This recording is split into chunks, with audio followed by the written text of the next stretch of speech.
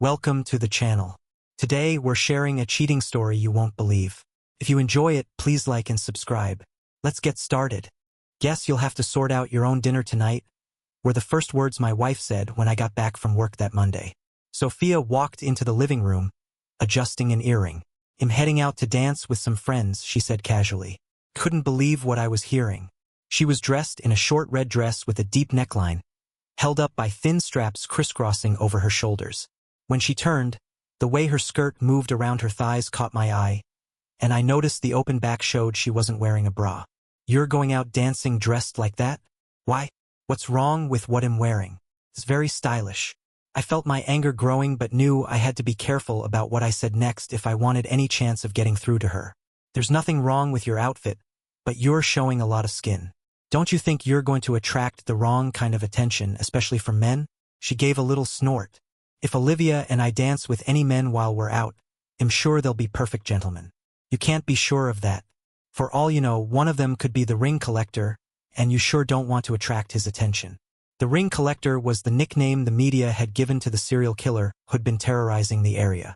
Had sexually assaulted and strangled 8 young women in the previous 14 months. The only clue the police had was that each victim was missing her rings when she was found, and the speculation was that the madman was building a gruesome collection. Sophia's mocking response came in a little girl voice.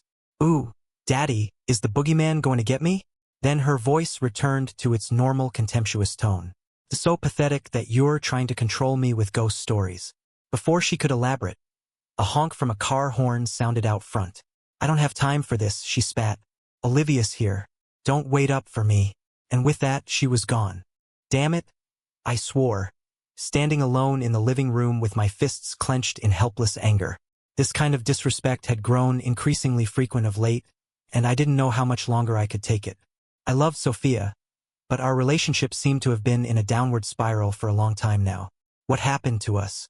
I wondered. How did it get so bad? We'd been crazy in love when we got married after college, and Sophia had been so supportive when I went to business school for my MBA by taking a secretarial job to support us. She enabled me to get my degree in 14 months. It hadn't been easy on her, and I would always be grateful for her sacrifice. Then, while I was trying to line up a job, my father had died, leaving his business to my brother Liam and me. Advanced Polymers made custom plastic parts for industrial use. The business had been in a slow decline for a while, but Liam and I thought we could make something out of it. Liam took over running operations, and I handled sales and general management. It's a specialty business built on relationships and performance. Slowly, Liam and I began rebuilding our reputation as a quality supplier. She never said anything, but I know Sophia was disappointed I didn't wind up in the executive suite of a Fortune 500 company in a major city. Nevertheless, she endured my long hours and meager paychecks without complaint. However, when she got the opportunity to move into advertising, she jumped at it and almost immediately showed an aptitude for the work. First, that had been a boost for us. Her growing paycheck really helped our financial situation, and her growing self-confidence boosted her attitude. Over time, however, things between us seemed to cool. She spent more and more time with her new work associates, especially Olivia, a divorcee I thought was a bad influence, but my concerns were of little or no importance to Sophia, as tonight's confrontation showed. Well, to hell with her, I thought. I'll be damned if I'm going to sit around home waiting for her to come prancing in who knows when. With that, I gave my little brother a call. "Hey, Liam, are you doing anything tonight? Okay, well, how about meeting me at Jackson's bar tonight? Sophia's gone out again, and I would like some company. Oliver's was nearby, and I liked to go there because it wasn't too noisy, and they played jazz in the background. They also made good burgers to go with the booze." Liam was waiting for me when I walked in, and he already had a beer waiting for me. "From the sound of your voice," he grinned at me, "I figured you could use one. What's your bride done this time to get you so upset?" I still thought of Liam as my little brother because he was 2 years younger than me, but had grown up to be every bit as tall as me. When we were growing up, I used to win our wrestling matches every time, but I doubt I could do it today. Now he was my wingman and my confidant. I took a big gulp from the mug in front of me and then looked at him. "What makes you think Sophia's done something to upset me?" He shook his head knowingly. "It's always Sophia lately. I don't know what's going on with you too, but that woman is definitely getting under your skin big time. Isn't that obvious?" When he didn't answer, I sighed and shrugged my shoulders. Everything was fine until she went to work for the Blake agency. She was excited about the opportunity, and things were really good between us for a while. But the more time she spent in that world and with those people, the worse things have become at home. It's like she doesn't have any respect for me anymore. Nothing I do is good enough for her, and she takes every opportunity to get away from me. Frankly, I'm starting to wonder why I married her. He leered at me and cupped both hands over his chest. I know exactly why you married her, bro. I shook my head in disgust. You always were a horn dog. Anyway, I'm not getting a lot of action in that area either these days. I don't know how much more of this I can take. Liam turned and signaled to the waitress for another round. After she brought it, he leaned toward me and asked in a low voice, "Do you think Sophia's running around on you?" I took another big swig and my face curled into a scowl. That's exactly what I'm thinking. The only thing is, I can't figure out if she's having an affair or just picking up random guys when she's out with that witch Olivia. I could feel my anger building, and I took another swallow to try to cool down. Looking back, things between us started going sour after she took that new job. Now she's always working late or going into the office on weekends. That makes me wonder if she's having an affair with somebody at work. But she also keeps going out with Olivia, and she won't tell me where they are or when they'll be home. Last weekend she didn't get back till after I would gone to bed. But she insisted on getting a shower when she got home. She said she wanted to get the smell of cigarette smoke off her. But that sounded like an excuse to me. Liam looked at me carefully. Are you two headed for divorce? I slammed my hand down on the table hard enough to make the beer mugs jump. Damn it, that's what's really getting to me. The disrespect is bad enough.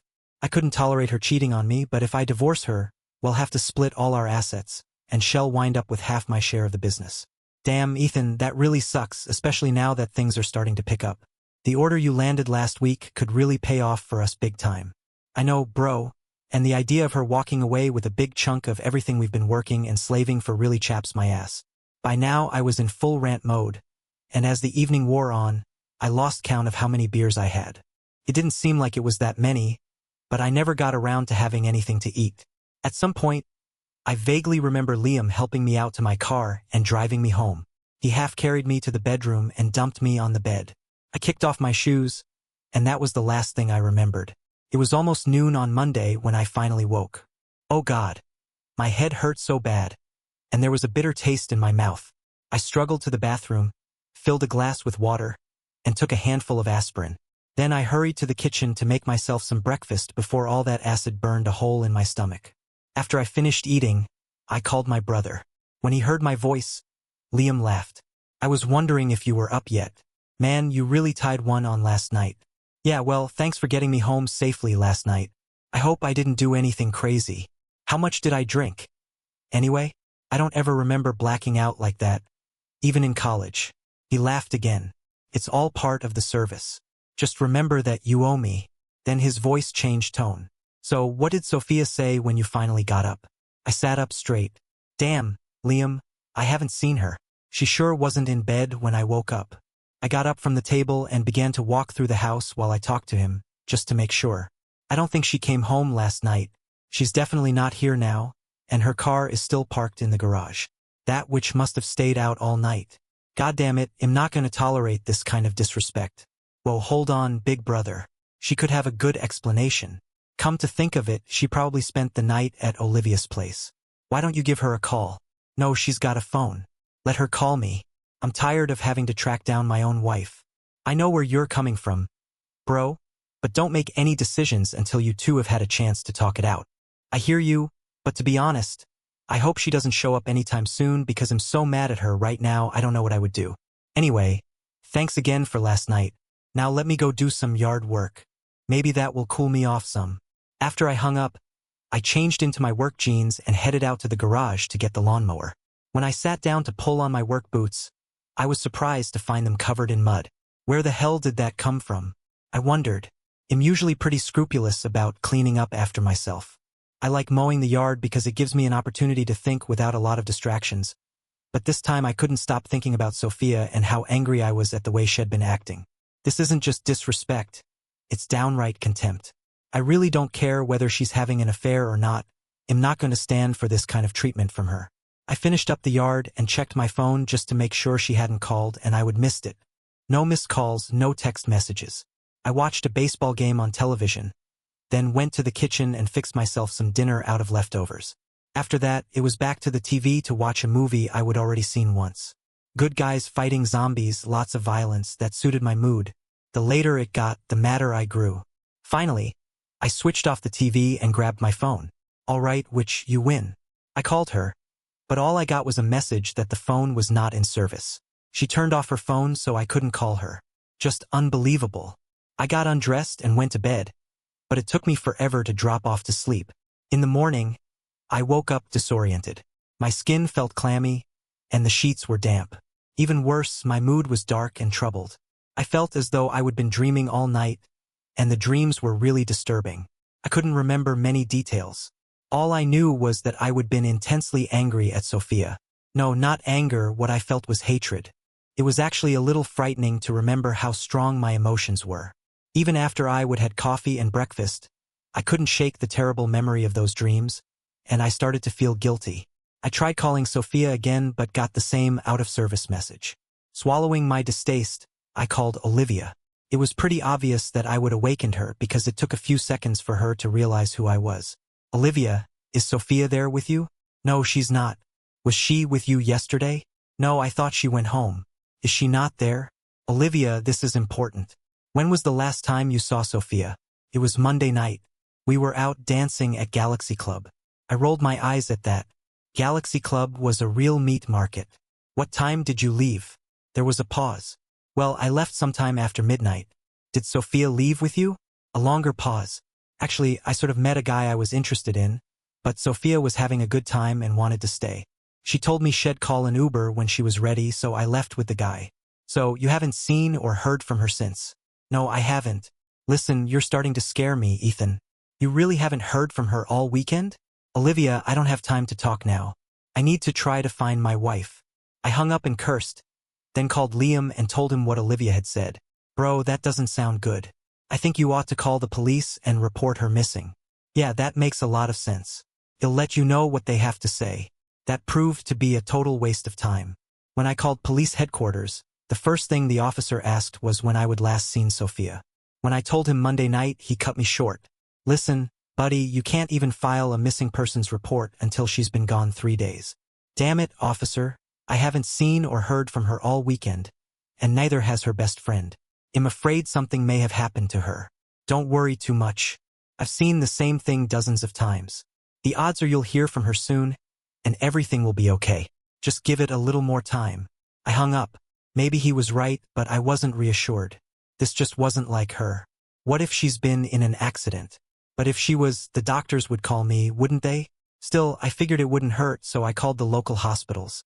Sophia wasn't checked in at any of them, and they didn't have any unknown female patients. Another dead end.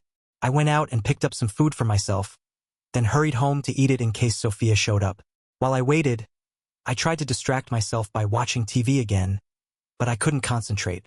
Finally, I gave up and went to bed. In some ways, Monday night was worse than Monday. Again, I found myself sleeping restlessly. What's worse, this time I kept having the same dream.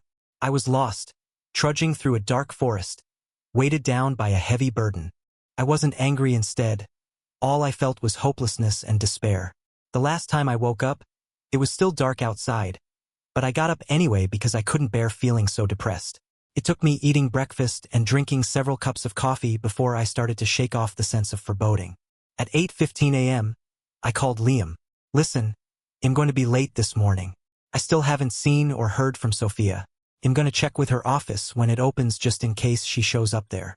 If she doesn't, I'm going to police headquarters and demand to see someone. Okay, I'll hold down the fort here.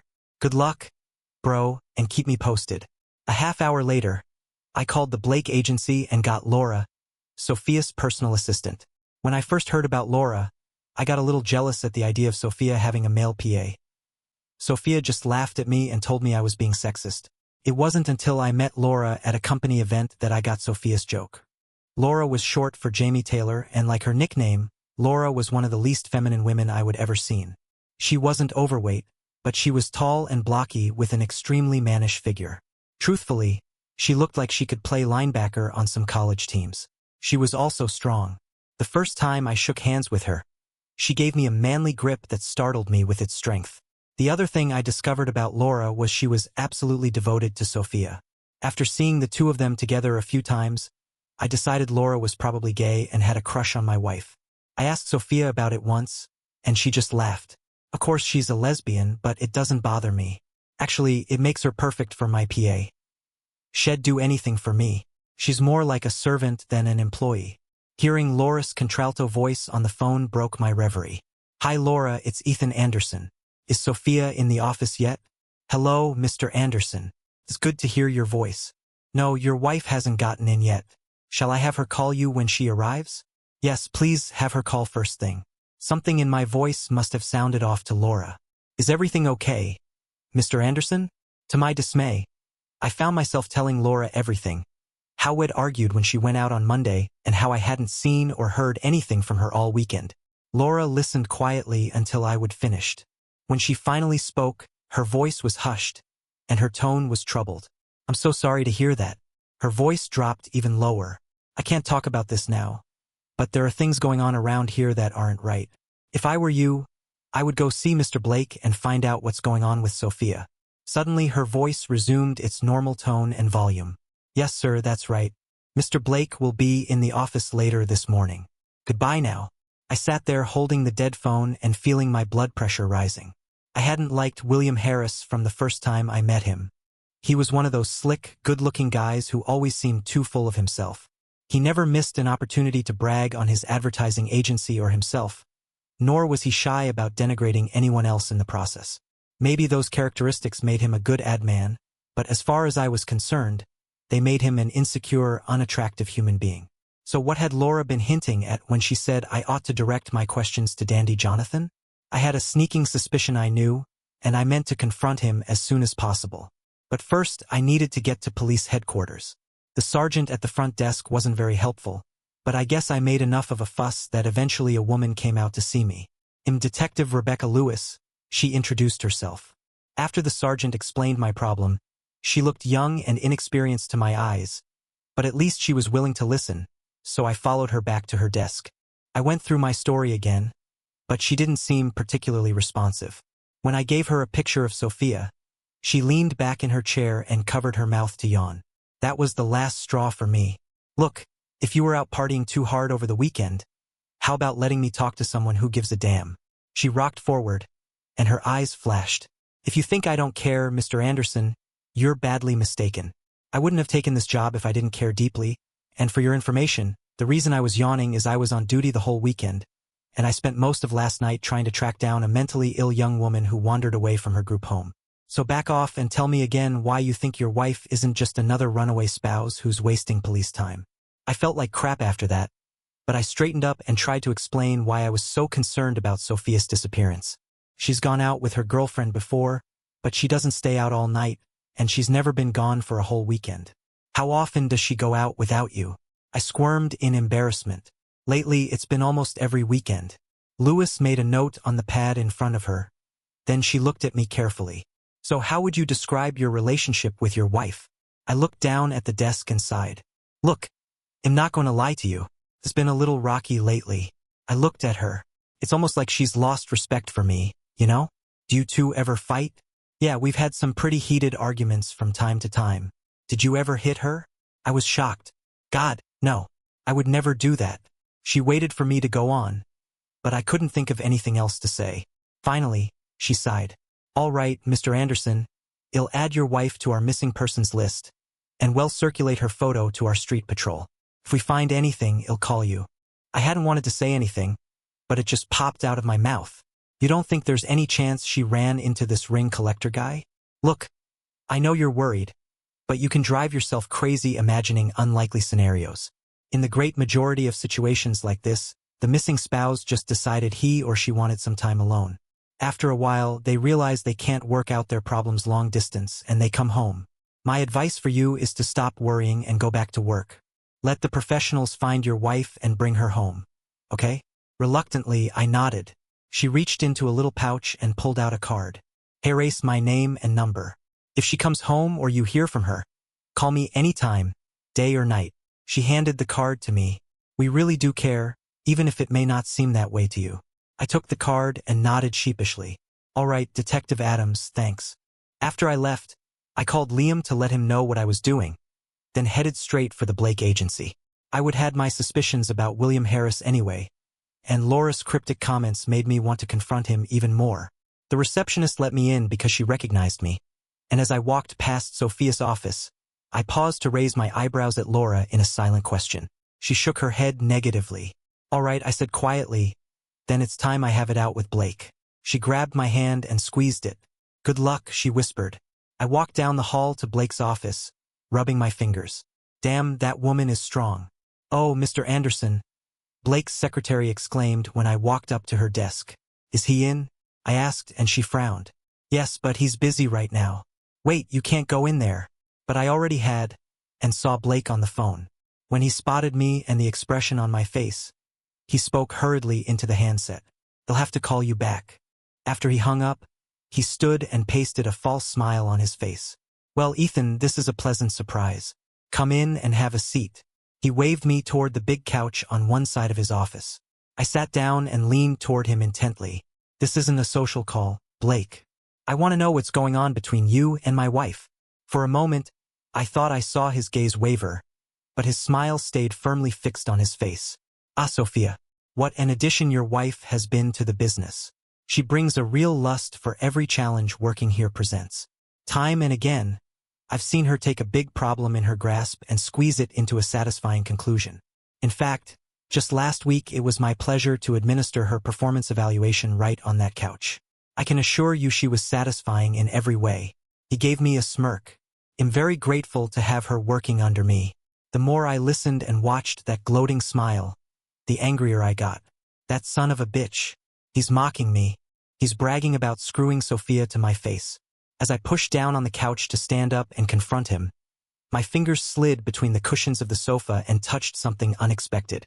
When I pulled it out to see, I found myself holding a flimsy pair of panties.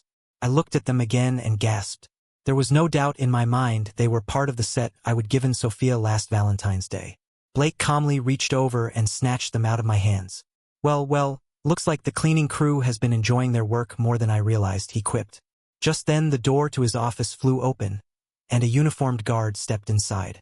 Ah, you're just in time, Blake nodded to the man. Mr. Anderson was just leaving. Not so fast, Blake. You and I have a lot more to talk about. Sorry, Ethan, but I'm afraid you've already taken up too much of my schedule. He motioned to the guard. Please escort Mr. Anderson to the exit. The guard stepped to my side and gestured toward the door. I started to resist, but then thought better of it. As I stalked out of his office, I turned back to Blake. This isn't over, not by a long shot. I didn't see Laura when I walked down the hall. Maybe it was just as well. When I got out to my car, I was still seething. After making sure I hadn't missed a call from Sophia, I pulled out the card that Detective Adams had given me and called her number. When she answered, I was so upset that I was spluttering. Listen, you need to get over to the Blake agency and interrogate William Harris. He's having an affair with my wife, and he may know something about her disappearance. She sighed. So this is you going back to work and letting the police handle things? I shifted uncomfortably. Well, no, but I've had my doubts about that creep for a while now. Anyway, I wanted to see if Sophia had gone into work this morning. Oh, so your wife's boss admitted having an affair with your wife? Well, not exactly, but he was mocking me about it. And anyway, I got proof, evidence. I told her about my wife's panties stuffed down in Blake's sofa. And you have the panties with you? No, Blake grabbed them out of my hand, but he'll bet they're still there. I heard her take a deep breath. All right, Mr. Anderson, I want you to listen carefully and do exactly as I say. Sure, anything. I want you to get in your car and drive straight to your office. When you get there, I want you to bury yourself in your normal duties and stop playing detective. Do you understand? But what about Blake? Well, talk to him along with all the other people whose names you gave me, but if you go interfering anymore, you're more likely to get in our way than do any good. Now do you understand what I'm telling you? Now I was the one to sigh. Yes, detective, I understand. He'll be good. She laughed at my tone. Good boy. Now behave yourself, and she hung up. After I got to the office, I had to tell Liam what had happened. When I described my conversation with Blake, he couldn't hide his expression. It's a good thing you were there and not me. If he pulled that on me, I would have decked him. Yeah, but I've already got Detective Adams pissed at me as it is. There's no telling what she might do if I punched Blake out. For the rest of the day, I tried to concentrate on work, but it wasn't easy. I would start thinking about Blake and his suggestive innuendos about Sophia, and my blood pressure would rise. Then I would begin thinking about Sophia, and I would grow even angrier. I was so distracted that I had a hard time concentrating on the business. As a result, I wound up working late to try to catch up. Then I stopped at a fast food outlet on the way home and picked up something for dinner because I didn't want to be away if Sophia showed up. But she didn't. I guess the greasy food must have unsettled my stomach because once again I tossed and turned all night. I dozed for a while and then woke up and rolled over. Every time I did, I would remember what I would been dreaming about. This time my dreams were filled with Sophia and Blake. Sometimes they were belittling me, other times they were locked in each other's arms and laughing at me. One time Detective Adams even showed up and began lecturing me. By the time my alarm clock went off at 6:34 a.m., I was glad to get out of bed. I had just finished my breakfast when the doorbell rang. Sophia, I thought, and dashed to the door. But when I opened it, I was startled to see Detective Adams standing there with a solemn expression. "Mr. Anderson, Ethan, I'm so sorry to have to tell you this, but I think we found your wife's body." I staggered backward, my voice catching in my throat. The possibility had always been in the back of my mind, but I would been so angry at Sophia that I never thought we wouldn't have the chance to hash things out. What happened? Her face was a mask. "Let's go sit down." She walked past me into the living room, and I followed blindly. When we were both seated, the mask slipped off to reveal compassion. "I'm so sorry, but it appears that she was assaulted and then strangled." "The ring collector," I gasped. "Certainly looks like it. The MO was similar, and her rings are missing." I shuddered. Pain washed over me, mixed with anger at the maniac who'd done this terrible thing, and anger at myself for the terrible things I would thought about Sophia before I knew what had happened to her. "Where was she?" I asked. "We found the body in Cedar Grove." A chill gripped me. I would played in those woods when I was growing up. I knew the area like my own backyard. I looked at the floor so Lewis wouldn't see the uneasiness in my eyes. "Ethan," she interrupted my thoughts. "I really hate to do this, but we need you to come down to the morgue to identify the body." I looked up quickly. "You mean there's a chance it's not her?" She reached over and took my hand. "You shouldn't get your hopes up. I'm afraid this is just a formality." There was nothing I could say to that. She offered me a ride, and I decided to take her up on it. At that moment, I wasn't sure I could drive. I would never been in a morgue before. It looked and smelled a lot like a hospital, except that nobody gets well and goes home, I thought morbidly. We went into the refrigeration room. Rebecca checked a list carefully, then opened a square-numbered door in a wall full of them, like opening a safe deposit box. She pulled the sliding table out and carefully unzipped the thick black plastic bag. When she pulled back the flap, I forced myself to look. It was her. The last time I would seen Sophia, her face had been twisted in contempt. Now her face was relaxed, and it was easy to remember how beautiful I would thought she was when we got married. The only difference was that her cheeks, her lips, her entire face was a sickly off-white, the color of melted wax. I looked away, not wanting to remember her like that. Out in the waiting room, the detective surprised me. "While we're here, there's something else you need to do. I need to get a DNA swab from you." "What?" "I don't understand why. It's routine. When we do the autopsy, we need to have your DNA so we can rule it out if we find any of your semen inside her." "Okay, I guess. If ITLL help find the monster who did this." It took no time for her to run the swab on the inside of my cheek, and then we were heading back to my house. Everything along the way looked completely ordinary, and nothing looked familiar at all. I turned to her. "I guess I need to get started on the funeral arrangements." A sad expression came over her face. "It'll be a while before the body is released. They have to perform the autopsy, and then they'll hold it in evidence. They'll notify you." I couldn't think of anything to say to that. When she let me off at home, she made a point of looking me in the eye. "We're going to find the man who did this, Ethan. He won't get away." I just nodded. When she left, I called Liam to let him know what had happened. "Oh damn, Ethan. I can't believe this. It's like a nightmare. Listen, stay where you are. I'm coming right over to be with you." "No, Liam, don't do that. I really need you to call everybody who needs to know and give them the bad news. I just don't think I can handle that right now. And besides, somebody needs to keep the business running." Just give me a little time to be alone. He tried to protest, but I eventually talked him into doing what I would ask. After Head hung up, I decided I needed to make a call. One Liam wouldn't think about. When I told Laura the terrible news, I braced myself for tears and worse. Instead, I heard her give a sharp intake of breath followed by silence.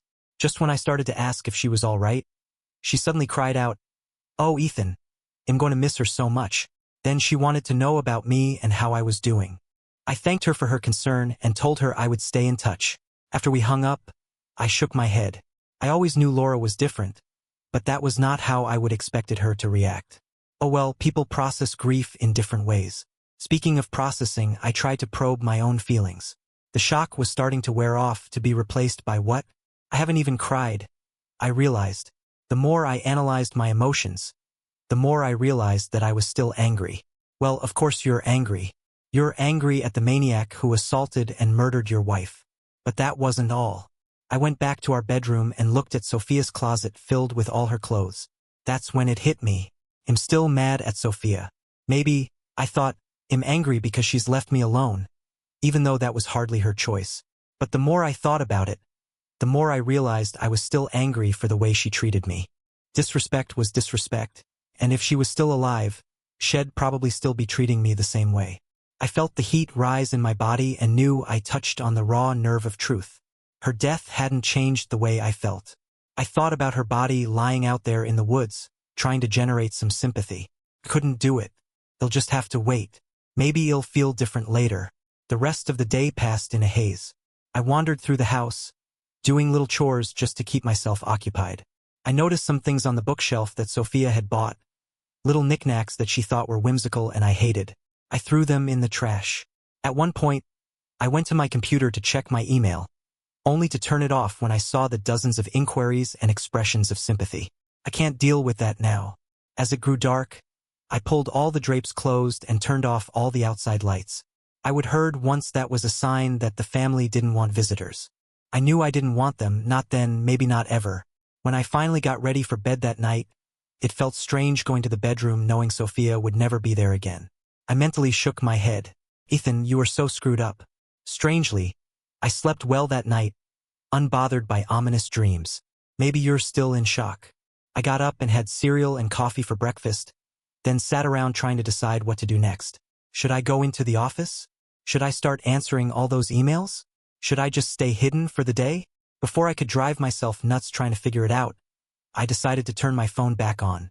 I hadn't wanted to talk to anyone yesterday, and as I expected, my voicemail box was full. I quickly scanned the list of callers and then jumped when my phone started to ring. Probably more condolences, I thought, but before I hit the ignore option, I noticed the call was from Detective Adams. I better answer. Ethan, her voice rang in my ear. I wanted to let you know right away. We caught the ring collector. What? You're kidding me. What happened?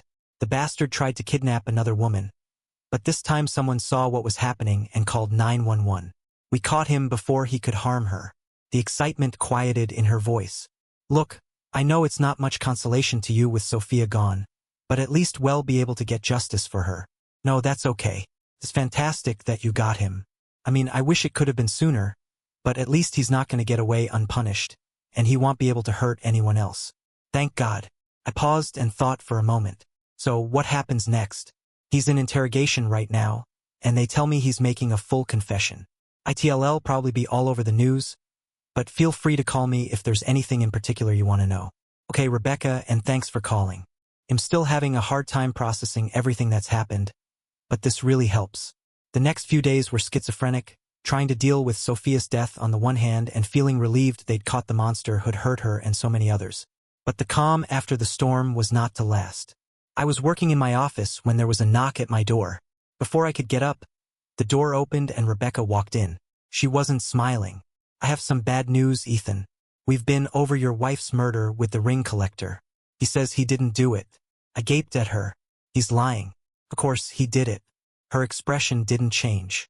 He's confessed to all the other murders. Ethan told us details that we didn't share with the public. But he swears he didn't kill Sophia. But that's not all. We found his collection of rings and have accounted for all of them. He didn't have Sophia's. I don't understand. There's worse news, Ethan. We ran a DNA test on him and compared it to the semen that was left in Sophia's vagina. It didn't match. But that's not the end of it because we did find a match. Who? Yours, Ethan. It matched your DNA.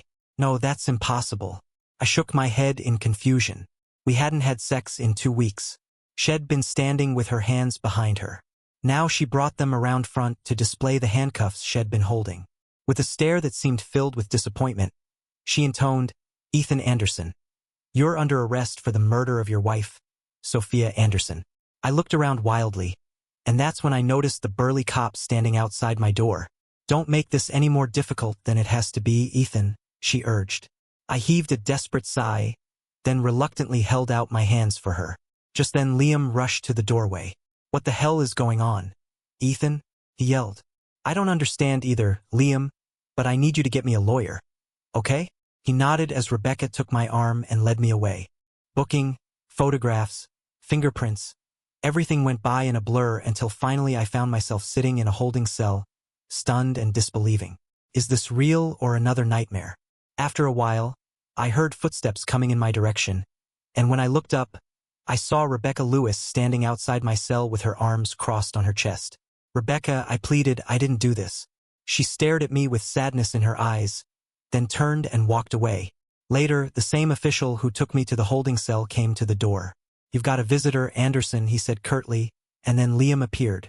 Ethan, I don't know what's going on. This has to be some terrible mistake. Did you have any luck finding me an attorney? Yeah, I got a recommendation from the firm who handles our corporate work. His name is Eric Well. They said he's very experienced, has represented lots of criminals. Lots of people in your situation. I waved away the awkwardness. All I care about is if he can help me get out of here long enough that I can figure out what the hell is going on. The next few weeks were crazy. Sometimes the hours seemed to stretch on forever. Other times, whole days zipped past. I was indicted by a grand jury and arraigned before a judge where I pleaded not guilty. For all that time, I was held in the city jail, slowly going crazy trying to comprehend what had happened to me. Eric Well, my attorney, was not very encouraging. He certainly knew his way around the criminal justice system, but he kept asking me to strike a plea bargain with the district attorney. I refused, which brought us to my bail hearing. I felt that if I could only get out of that cell, somehow I could find out how I would been set up and by whom. The DA didn't want me out on bail at all. He cited the heinous nature of my crime and called me a flight risk. Eric Well pointed out that I had no prior criminal history and strong ties to the city. The judge compromised by setting bail at $750,000. Eric, I whispered to my attorney, where in the hell am I going to get $750,000? All you have to come up with is $120,000. You can put up your business for it. I got a chance to huddle with Liam after the hearing. The business is half yours, so I hate to ask, but do you think we can do it? He didn't hesitate. No sweat, bro. I know you're not going to head to Mexico on me. Besides, he winked, if you do, you know we'll be coming after you. So there I was, that afternoon, sitting in my house, free on bail, desperately trying to imagine who could have killed Sophia and why. Eric Well had promised to comb through the evidence the state had against me to see if there were any chinks in the armor, but I figured that wasn't likely to solve my problem. I had to believe that William Harris was somehow involved, so I tried to puzzle it out. He and Sophia were having an affair. I was positive of that. Suppose Sophia became too attached, began making demands on Blake. Could he have killed her to get her off his back? Or what if Sophia started blackmailing him? That could have raised the stakes for him even higher. Who else? I thought back to the night Sophia disappeared. She and Olivia had gone dancing at that club. Olivia told me she'd hooked up with some guy and left Sophia behind. But what if Olivia hadn't left? What if she and the other guy decided to have a threesome with Sophia and the whole thing went wrong? Maybe, but it sounded pretty far out to me. And speaking of far out, maybe I needed to think even further outside the box. There was one person I knew who seemed obsessed with Sophia. Laura. Could she have met Sophia that night and tried to persuade her to leave me? Could she have professed her love for Sophia and been repulsed? God knows Laura was strong enough to strangle Sophia if she wanted to. Could she be the killer? But that's crazy. Sophia was sexually assaulted. The killer had to be a man, didn't he? But no matter what crazy scenario I imagined, they all came back to the fact that the coroner found my semen in Sophia. I didn't want to face it, but maybe I was the killer. Could I have done it and forgotten or blocked it out? As I thought back to that night, I started to remember things I didn't like. There's no question that I got drunk that Monday, so drunk that I blacked out. But could I have awakened in the middle of the night, gone out, and done something so terrible that I didn't want to remember it? But how could I do something so evil and then calmly do yard work on Monday? Was I some kind of cold-blooded monster? Oh, that reminds me. Why were my work boots all muddy when I went out to mow the lawn? I'm always careful to clean up after my chores. What if Sophia had come home that night, and I flew into a rage? Could I have assaulted her, strangled her, and then hauled her body out to Cedar Grove? The thought made me sick. Then I remembered my dreams, the terrible anger I would felt towards Sophia, followed by those ominous visions of dark woods and depression. But those were just my reaction to Sophia staying out all night. Weren't they? Weren't they? You've got to stop thinking like this, I told myself. You need to get out of the house and away from all these reminders of Sophia. I glanced over at the wall clock and saw it was after 5, so I called Liam. Hey bro, how about meeting me over at Jackson's bar? I need somebody to help me make sense of everything that's going on. He agreed and was sitting in a booth in the back with a beer for me when I walked in. While we sipped on the first round, he brought me up to speed on what was going on with the business. Then, after he got us a second round, he encouraged me to talk about what was going through my mind. I told him I would been racking my brain trying to come up with some explanation for what had happened to Sophia, someone else who might have done it. I told him about all my wild theories and crazy scenarios, none of which explained why my DNA was the only one they'd found. Liam tried to encourage me. I've been thinking about that, Ethan. Maybe the lab guys made a mistake. Maybe they found your juice left over from the last time you and Sophia did it. I bet they found it and didn't bother to look any further. I don't know, Liam. That sounds pretty unlikely, and I don't know how I could prove something like that anyway. I shook my head, and the room spun for a moment. Damn, how many beers have I had? This is only my second. Isn't it? Now I can't remember. I rubbed my eyes, and Liam stared at me. Are you okay, Ethan? Yeah, I'm fine. The beer just seems to be sneaking up on me. Maybe it's because I was dry all the time I was in jail. Just then, I heard my cell phone ring, and when I managed to focus on the display, I saw it was Eric Well calling. Hey Liam, I got to take this. This is my lawyer. I stood up and staggered a little as I stepped out through the back door so I could hear better. I had to lean against the wall to steady myself. Hey Eric, what's happening? He hesitated a moment, and I wondered if I sounded drunk. Ethan, I just learned something that may help our case. You know the DNA test the police did? How can I forget it? Well, guess what? They only test a small fraction of the DNA because that's usually all they need to find a match. That's what they did with Sophia.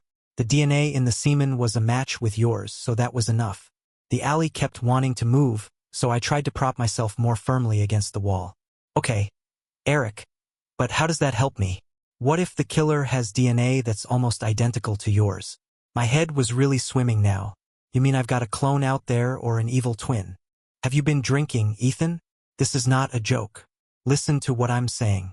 I tried to think, but nothing happened. Then the door opened, and Liam came out. There you are, bro, he snickered. You better let me help you. He took the cell phone from me, put my arm around his shoulder, and I passed out. My head hurt like hell, and there was a bitter taste in my mouth. I raised my head only to bump into the tree behind me. Oh well, looks like that dose of Rohypnol I gave you is wearing off faster than the first one, Liam muttered. The last time I was afraid I would killed you, so I cut way back. He shrugged his shoulders. Actually, I would have preferred it if you'd kept sleeping, but oh well. I shook my head to clear it, then tried to stand.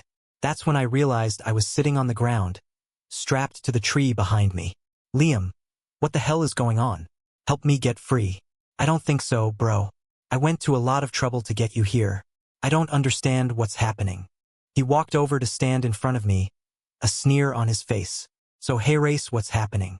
You've been stricken by remorse about what you did to Sophia, so you came out to the woods where you killed her. You know they're going to convict you, so there's only one way out. You're going to take this gun, he held up an automatic in his gloved hand, and blow your brains out. It doesn't get much simpler than that. I stared at him in disbelief. You were the one who killed Sophia. He laughed. I've been wanting a piece of your wife's fine ass for a long time. Bro, I've been following her to that club, and I saw how hot she looked when she was dancing. So when you came whining to me that Monday about her going out with her slut friend Olivia, I knew just where they'd be. Then it was a simple matter to drug you, take your sorry ass home, slip on your work boots, then drive your car to Galaxy Club. When I got there, Olivia was just leaving with some sex hound. That left the door open for me to approach your loving wife, threaten to tell you all about her cheating around, and get her out to the car. One little love tap, and she was out like a light. When I got her out in the woods, I decided if she wanted to spread it around, there was no reason why I shouldn't knock off a piece too. Bro, you should have seen the panties that witch had on. She was planning to get laid, no doubt about it. So I helped myself, and it was fine, let me tell you. But afterward, she woke up and started screaming, and I couldn't have that, so I shut her up permanently. I gasped in horror. A big smile came over his face. Truth is, I knew that was what was going to happen all along. That's why I set it up so you'd be the one to take the fall. Looks like I did a pretty good job of it too. But you helped me. You agreed to put the business up to raise bail. Why not? I wanted everyone to see what a loyal brother I was. Besides, I knew you weren't going anywhere. I was stunned at the transformation I was witnessing and horrified at the story he told me. All the while I was listening to him, I was desperately trying to think of a way out of this mess. Listen, Liam, help me get these straps off and we'll figure out something. You know that suicide idea will never convince anyone. I can't shoot myself tied up like this. No, you can't, he snickered, but I can do it for you. No, Liam, it'll be obvious what happened. I've got that all figured out. After I put a bullet through your temple, they'll just unwrap all the strapping so they won't find any marks on your body. Then put the gun in your hand and fire a second shot off in the distance. They'll find you with the gun in your hand and powder burns on your fingers. With all that evidence, I don't think they'll even wonder why you didn't leave a note. His face turned hard. Enough talking, bro. It's time to finish this. Wait, Liam, at least tell me why. Why? Do you really have to ask? All my life I've been the little brother, the afterthought second best. You were Dad's favorite, I was the disappointment. You were the star quarterback, I was on the second team. You got your MBA, I had to settle for technical school. Now he was pacing back in front of me, his anger building by the second. I thought maybe things would get better once I got out of school. But if anything, they got worse. When Dad left the business to us, Mr. I've got my MBA became the president, and I had to settle for working in the plant. Liam, you're vice president of operations. Shut up, he yelled. Everybody knows who was in charge, and it wasn't me. Then his voice got low and ugly. And when it came to women, you always had your pick. And who did you choose to marry? Just the hottest girl in the school. When you'd bring her around for the holidays, I used to go to bed and beat off thinking about her. Why couldn't I have someone like that? Why did you have to suck up all the attention, all the recognition? He shook his head as if throwing off a bad thought. But all that changes tonight. Bro, you're going to become a memory.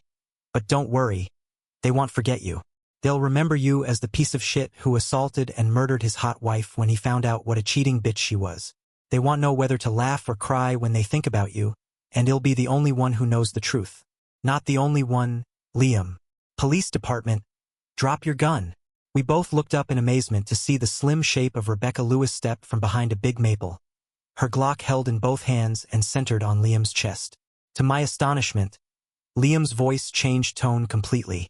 No, detective, you've got it all wrong. I followed Ethan out here and discovered he really was the killer. He came here to destroy some evidence. I captured him and I was just about to call you guys. Who? She said evenly. Then she turned to her right. Patrolman Jenkins, was the voice recorder on your body cam working? A uniformed cop stepped out from behind another huge old tree. Yes, ma'am. I got every word of it. The detective turned back toward us. Liam Anderson, you're under arrest for sexual assault and murder. Now drop that gun and put your hands behind your head. Okay, you win, Liam said and started to raise his hands. Suddenly he jumped toward me, dropped to one knee, and fired off a shot at the patrolman. The officer went down, and as he swiveled toward Rebecca, I bent my knees and lashed out with both feet, catching him on his hip. Off balance, he sprawled on the ground with an angry howl. He sat up and raised the gun in my direction, but before he could pull the trigger, a shot rang out, catching him in the back and knocking him to one side. He groaned and shuddered, then lay still. Rebecca came running over, her gun leveled at Liam the whole time. As soon as she reached him, she prodded him in the back with her foot. When he didn't move, she stepped on the wrist of his gun hand, pinning the weapon to the ground. He still didn't move, so she bent down and carefully pulled it out of his fingers. Then she came over to me. Are you okay? She asked breathlessly. I think so. She handed Liam's gun to me. Keep an eye on him. I need to go help Jenkins. Then she was gone into the shadows. I sat watching the blood ooze out of Liam's back. He never moved. A gasp came from the trees, and I looked up to see Rebecca helping Jenkins walk toward me. Damn, I feel like I've been kicked by a mule, he groaned. Her grin was more relief than humor. Just think how you'd feel if you hadn't been wearing your vest. Then she was on her phone calling for support. Once she heard they were en route, she came over and began untying the straps that bound me to the tree. I really didn't think he'd resist. I could feel her hand shaking. That was quick thinking, the way you kicked him. I just reacted. Didn't have time to think. Then it hit me. How did you know to find us here? She smiled. I've been keeping an eye on you ever since you got out on bail. Oh, so you really thought I would done it? The smile grew broader. No, I was pretty sure you weren't guilty. I've seen wife killers before and you didn't act like one. Even when we got the DNA match, I still had doubts. Hey, I slapped my forehead. You need to talk to Eric, my lawyer. He found out something was wrong with your DNA test. She shrugged her shoulders apologetically. I'm sorry about that. When the match came back positive, we never thought about the possibility that your brother would have almost identical DNA. I looked back at Liam's body lying crumpled on the dirt.